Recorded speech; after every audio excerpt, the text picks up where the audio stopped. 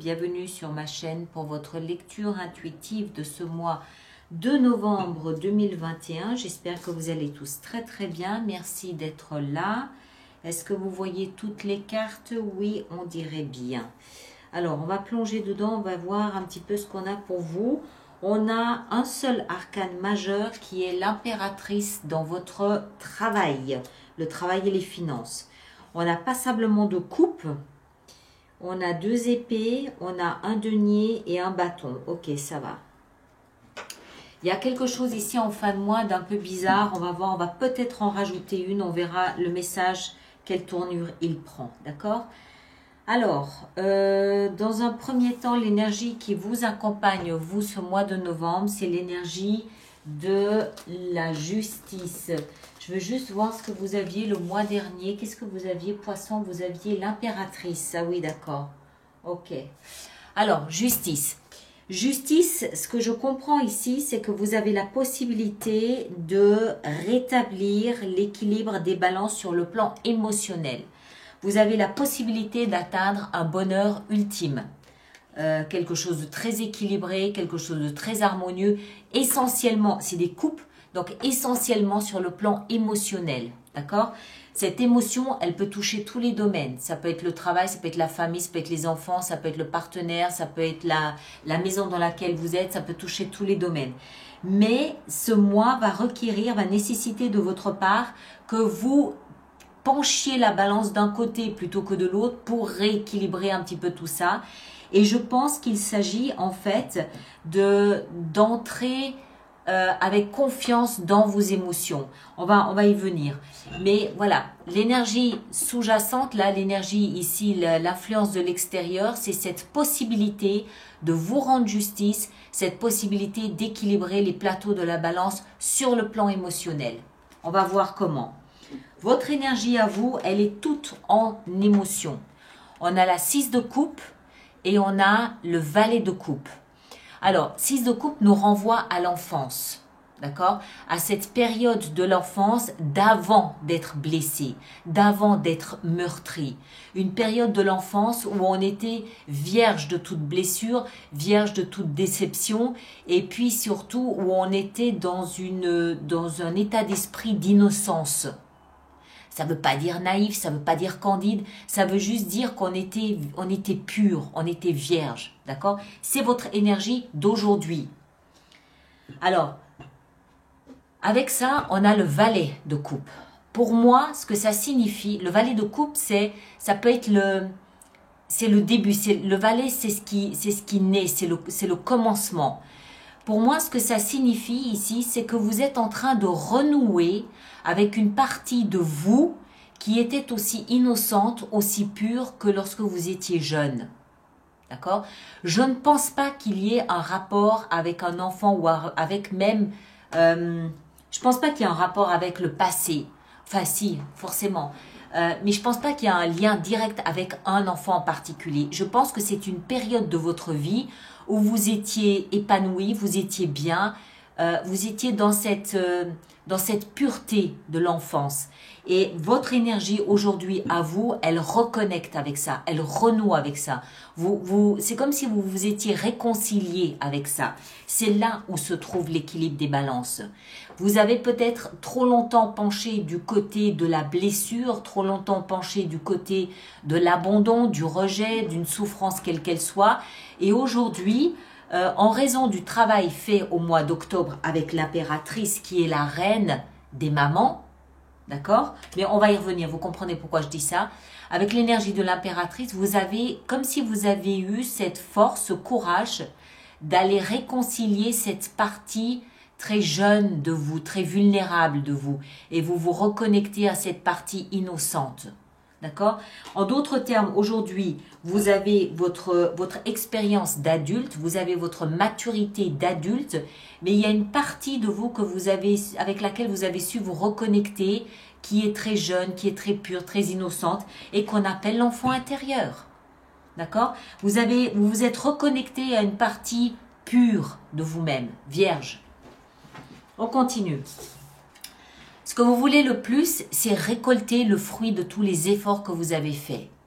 Récolter les fruits de toute cette introspection, toute cette réflexion, tout ce travail que vous avez fait sur vous-même, sur vos blessures, ce que vous avez cherché à comprendre, peut-être tous les livres que vous avez lus, toutes les thérapies que vous avez entamées. Vous voulez un retour sur investissement, entre guillemets, l'investissement étant vous-même hein, quand même. Mais vous voulez, voilà, vous voulez moissonner. Vous voulez moissonner tout ce que vous avez injecté comme patience, comme temps, comme énergie, comme attention, comme écoute, comme argent peut-être même aussi, dans vous-même, pour venir à bout de quelques injustices. D'accord? On va le voir tout à l'heure. Je pense que c'est ça en fait, moi. On va voir. Hein. Voilà, donc là, ce que vous voulez le plus aujourd'hui, c'est moissonner. Et de préférence, une récolte qui dépasse ce que vous espériez. C'est ça que vous voulez. Ce qui va vous aider, c'est d'être patient et calme.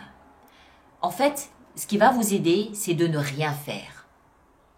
C'est-à-dire de laisser le temps le faire, de laisser les choses mûrir à leur rythme et de ne pas intervenir. Ça va venir, c'est dans le défi. Mais je pense qu'il y a ici, on le voit dans la vie intérieure.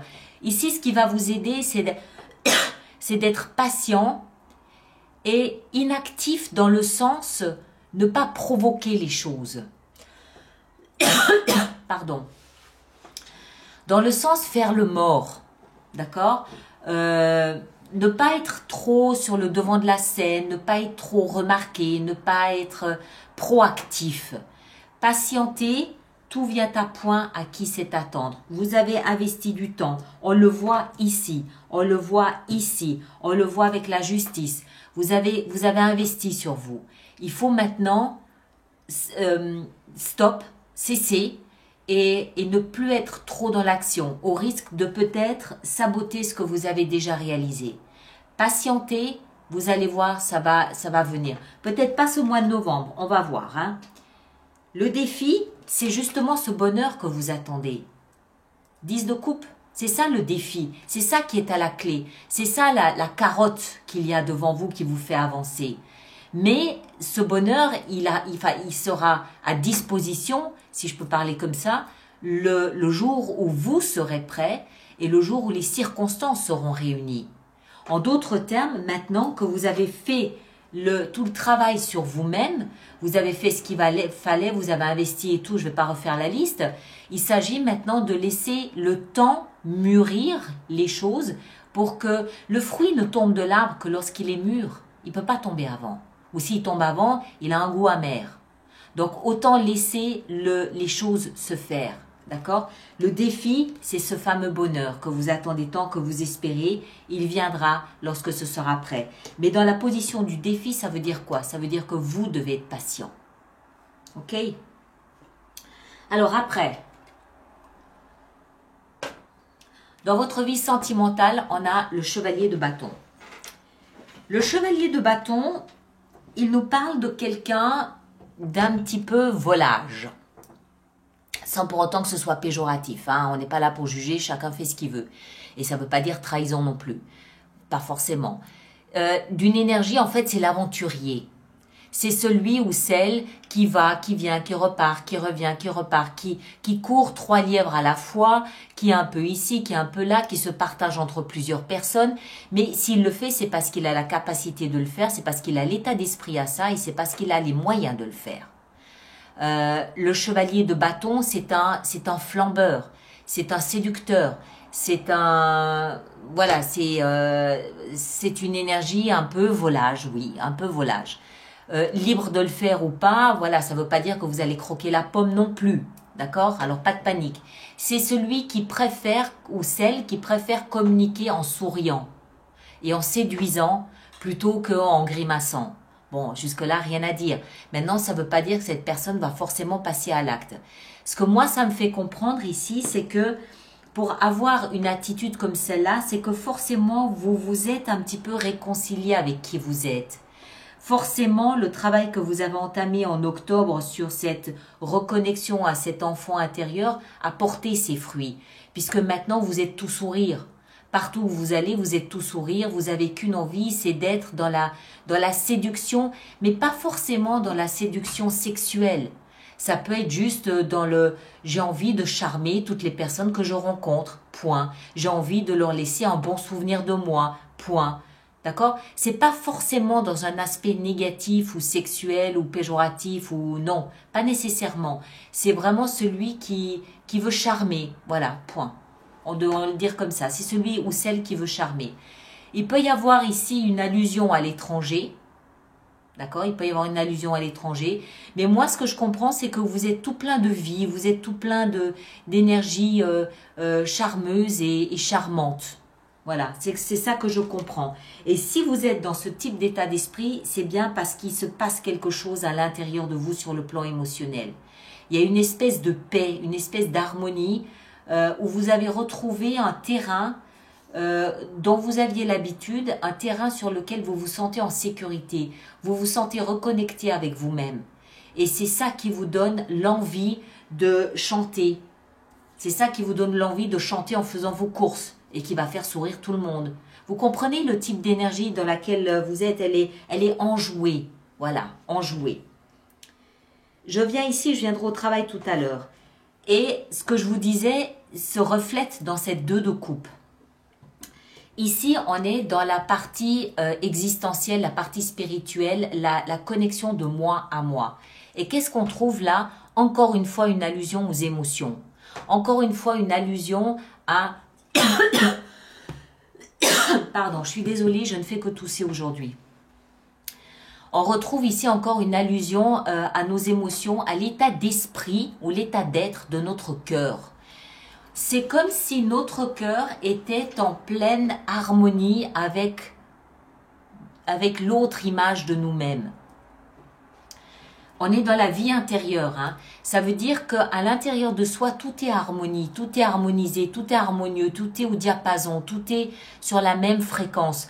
Notre âme et nous sommes sur la même longueur d'onde. 2 de coupe. Ça veut dire quoi? Ça veut dire qu'on a 2 cœurs, soit et l'enfant intérieur, hein, lui ici, dont le cœur vibre à l'unisson. On est à l'unisson avec soi-même. Et pourquoi on est à l'unisson avec soi-même? Parce qu'on s'est réconcilié avec cette partie de soi-même.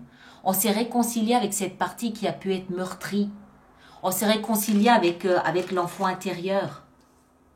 D'accord? C'est pour ça qu'on est en harmonie à l'intérieur de soi. On est bien. On a juste envie de chanter et d'être enjoué et de charmer, tant qu'à faire, pourquoi pas. Dans la vie professionnelle, on est en train de mûrir quelque chose de nouveau. À moins qu'on ait un rôle et une attitude de matriarche dans son travail.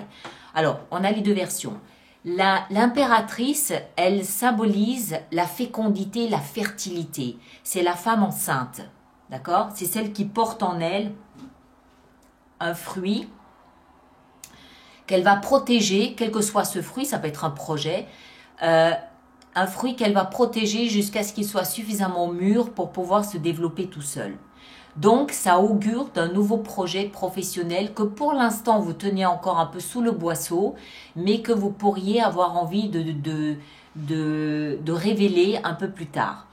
Maintenant, ça peut aussi nous expliquer que certains d'entre vous ont une attitude ou un rôle de maman dans leur travail, que vous soyez homme ou femme, un rôle de matriarche, un rôle de celle, il faut se mettre à la place d'une matriarche. Elle a une transmission à réaliser, elle a un savoir qu'elle connaît, qu'elle doit transmettre, elle peut parler d'elle, du principe féminin, c'est-à-dire le principe de protection, le principe de sensibilité, d'empathie, d'intuition. Tout ce principe féminin, elle le connaît parfaitement, elle le maîtrise pour autant que ça puisse se maîtriser parfaitement et son rôle est de le transmettre à d'autres personnes. Donc il est possible que vous ayez une activité professionnelle qui vous mette sur qui vous met dans ce type d'attitude, d'activité, c'est-à-dire de transmettre une forme de sagesse, une forme de savoir que vous possédez par rapport à la protection, par rapport aux plus vulnérables, par rapport aux plus fragiles. Et vous transmettez, vous formez comme ça d'autres personnes. C'est possible aussi. C'est la sage-femme. d'accord? Pas femme sage, mais sage-femme. C'est celle qui va aussi assister à l'accouchement d'un projet, d'un enfant, peu importe. Hein, on est dans la symbolique, hein, d'accord? Homme ou femme, hein? Ensuite, on a ici en fin de mois, on a la 3 d'épée. Alors ça, c'est intéressant parce que 3 d'épée nous explique que vous avez le cœur broyé. Il y a une humiliation. Il y a c'est comme si on avait 3 coups de couteau dans le cœur, et que c'est cette humiliation qui nous oblige à rester un moment silencieux, qui nous oblige à rester discret. Alors, il est tout à fait possible que la recherche du bonheur là que vous avez, hein, qu'on a vu précédemment, intervient après une forte humiliation et que vous avez besoin d'un peu de temps pour digérer tout ce que vous avez vécu. C'est possible. Moi, ce que je comprends, c'est que vous êtes en train de dépasser quelque chose qui a pu être douloureux, mais qui a un rapport avec votre enfance, qui a un rapport avec avec une contrainte sur votre enfant intérieur qui vous a fait perdre votre joie de vivre. Et ce travail que vous faites ici de vous reconnecter à votre enfant intérieur vous permet en fin de mois de retirer ces 3 épées de votre cœur.